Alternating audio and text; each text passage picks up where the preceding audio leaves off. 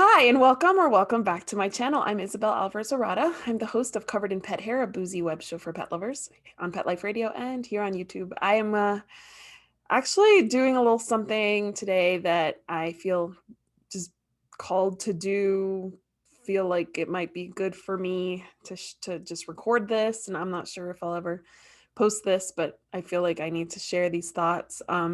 I just found out yesterday that my dog Titan may only have 1 month to live. Um, the vet suspects that he has degenerative myelopathy, which is basically where the nerves in the hindquarters in the spine start to kind of disintegrate, and they start getting weak in that part of their body. Their legs go out from under them. They eventually lose all mobility and feel like, I don't know if feeling is the right word, but mobility or control of that area. And then it kind of progresses up the spine to the front legs until they're completely paralyzed. And then after that, organ failure starts to set in. So it is a degenerative, which means that it is terminal eventually. I'm very lucky that Titan is 13 and a half and we just got this diagnosis. Um, I am very lucky that it hasn't happened at 6 or 8 years old, which I've learned is something that can happen to certain breeds. Titan is a mix of a lot of breeds. He's a hound shepherd mix, and I think um, the breed is really what determines whether or not this condition is a possibility for a dog. We are in the process of getting him genetically tested so that we can determine for sure that he has the genetic features or the genetic defect that would lead to degenerative myelopathy. It is something that can only be really verified genetically or post-mortem. And obviously, I'd like to know now if there's something different and there's a different approach that we need to take. And confirming what he has is something that I feel like is important, because then I know kind of what the prognosis is, and I can try different things that have shown improvement or at least maintenance of quality of life for these pets that have this condition. So the first step we're going to take is that genetic testing. I ordered it earlier this week, but due to the snowstorms that everybody's experiencing, there is a delay. So it's supposed to be arriving today. I will have that, back into the mail, hopefully Monday, so that we can get the results as soon as possible. It'll show if he's a carrier or if he actually has the genetic defect that causes this. And if it's negative, then we can confirm that it's not degenerative myelopathy. It could be something very similar. There are many degenerative diseases that dogs can have at this age. So that's the first step, is to get it confirmed as closely as possible. My veterinarian is quite sure that that's what it is. She said to my husband yesterday when she broke the news that she hopes she's wrong, but she doesn't think she is. She's seen this many times, and I trust her implicitly, and I trust that she's right. But obviously, I want to confirm. And I also wanted to always know what Titan was, because he's a mutt. So this genetic test will tell me what his breed mix is. And that's just something that I'd like to know before I have to say goodbye to him. So another thing that we've done is we have ordered multiple things, assuming that the diagnosis is correct. We have gotten CBD oil, which has one of my guests, Dr. Edward Bassenthwaite, recommended. It's shown to, I guess, slow down the degeneration of the nerves. So that is something that we're waiting on. We ordered from Charlotte's Web, which is what he recommends. And then we also ordered some other supplements from Dogs Naturally Market. And we have ordered a harness that will help us be able to help Titan when he loses more control of his legs. It's a harness that has like a holster in the back and in the front, so that if the back legs, which is where it usually starts to um, show, if they really become unstable, he can still walk with us, kind of holding him in that harness.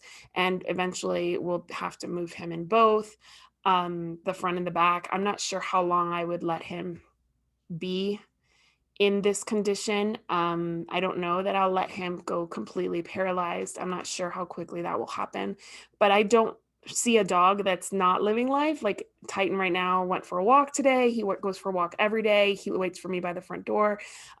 He's eating, he's happy, he's resting a lot. So I do think he's slowing down, but right now he's a healthy, happy dog. He is in a significant decline every day. But the veterinarian saw him 2 weeks ago and yesterday, and she said that she noticed a significant decline and that it's progressing quite quickly in her professional opinion. So she gave him about a month before he is completely paralyzed. We don't know what comes next. I just hope that I have as much time as possible with him, and that I know when the time is right to say goodbye. That's it. That's all we can hope as pet parents, right? Is that we don't extend their pain, just to prevent ours. Somebody said to me ages ago is that when we choose to put our pets down, we take their pain out of them, out of their body, that body that's not serving them anymore, and we make it our own. The good thing about this condition is that it's not a painful condition. So he's not in pain. If he were in pain, I may be making decisions quicker than I may make, but he's not in pain. They actually don't feel a lot. There's some weird, I'm sure, trauma involved because they lose control of their limbs, and that can't be an easy thing to do and to understand from their own perspective. So there is definitely some psychological pain, I'm sure, that they're in, but physical pain is not something that's attributed to this condition. So that is a super relief, because obviously I don't want him to be suffering, and I would very quickly take away his suffering if that meant keeping him from, living a life that just isn't worth living. So right now he's living with a lot of dignity, a lot of love, and a lot of snacks that he steals from Mila, my baby girl, when she's in her high chair. So like, there's still a lot of spunk in that guy. His spirit is definitely stronger than his body, as is the case for a lot of people and pets. But we'll see where this experience takes us.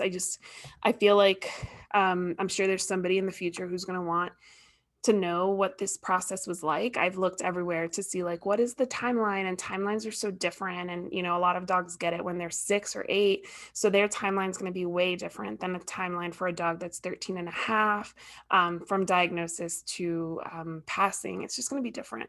So I don't know what the future holds. I have no idea what's coming, but I want to enjoy my walks with him every day. I let Noah, my 3-year-old, hold the leash today on our walk, and he loved that. So just gonna keep moving on, right? As much as he wants to move, we'll move him, and as much as we would hate to say goodbye, we're gonna have to eventually. So I guess I'll keep you posted on any developments that come up, and I'll share all the supplements that we have purchased. He's still on the blood protein that he's been on for mobility for a long time, and I do think that has helped immensely.